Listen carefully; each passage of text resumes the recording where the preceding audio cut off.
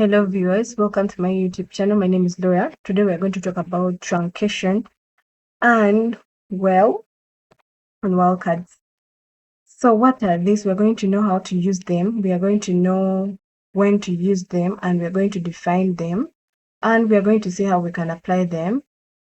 I'm going to demonstrate in this same video. So stay tuned as we follow. I have PowerPoint I've made.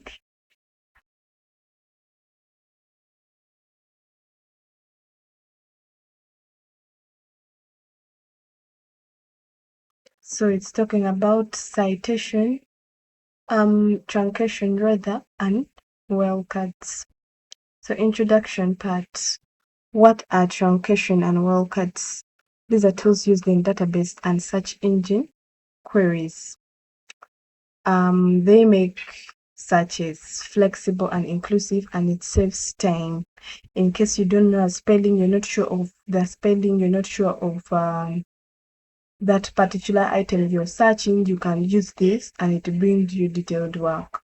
So it makes searches flexible, as I said, and saves time by capturing multiple words, forms, or spellings.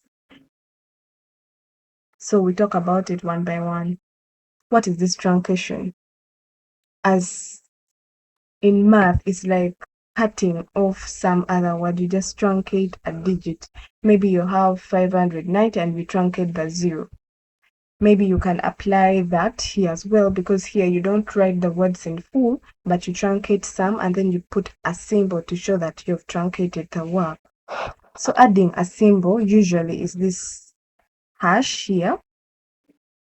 I hope it can be seen, to the roots of the word to find all possible endings. For example, we have education.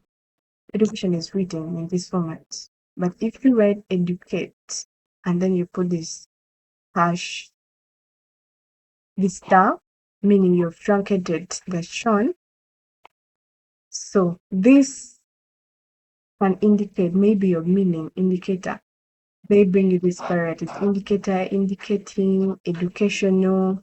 That is one. The next example, we have computer. If you write compute, you might get varieties like computing, computation, and computational. They give you those different varieties. So you can use this to get what you want. Maybe use the compute and then you've been looking for computation. It's better than typing the whole work on your browser. Yes. So the next one are the wildcards. How do we use these wildcards? They use a symbol, often the question mark or the star as well, to replace a single letter or part of word. Useful for spelling variations, especially for example, you don't know the spelling of immunization. You can write immune, then you put that hashtag or this question mark, then you put the shown after, because you're not sure. They are going to bring you the right spelling. So such terms finds they're used for such as I explained earlier. Like for example, woman. You want to write, you're looking for woman or women. You're going to write womb, then the question mark in the middle, then you put the N. So this can bring you a variety of a woman or women. Then we have the color. The same thing applies there. An organization. You can write organic, then the question mark. Yeah, that is the example of how we use it. So combining truncation and wildcards, how do you combine them? You can combine them to capture many varieties in such in one search. Like you're going to browse women and education. You can put the question mark on the women, and then the educ, you don't write it fully, you just truncate other words. That's what I meant by combining the truncation and the wildcards. So this finds women education or women educators and women educating. They bring varieties, and this eases. It's better than you searching for women education first, then again you go and browse women educators, and then you move educating. That's much easier and it saves work. So the benefits of using this saves time, as I explained. captures all forms of words. You're not sure of the spelling, but they're going to bring you varieties of words that they think you might be trying to relate to that. And improved search comprehensive, and they are very efficient. So the efficiency is very, very, very good, since you're going to just truncate the word. Even if you're not sure of the spelling, you're just going to put the word there. So let me do a simple demonstration online and show you, my viewers, how you can use it. Let me look for my browser.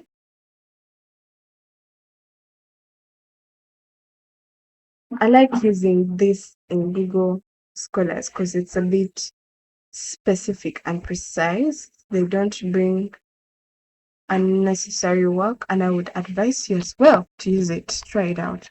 So let's search for. Let me use examples in the in the in the PowerPoint.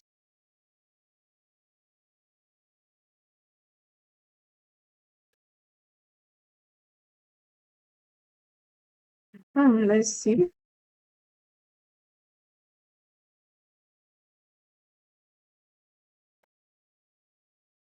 As you can see here, they are broad as woman, whom, a word of someone's own. The broad varieties, this is what we meant. Then, we meant stuff of combined with them. Let's see if we truncate what is going to bring us. Exactly. Did you mean women and education? Period. They bring you the exact thing you're looking for. That's why Google Scholar is the best thing to use. This is a simple demonstration on how we use it, and you can easily get articles on this. If you needed articles on women and education, these are the articles, the authors, the years of publishment, publishers, the cited one, related articles, different versions, and then the references right here.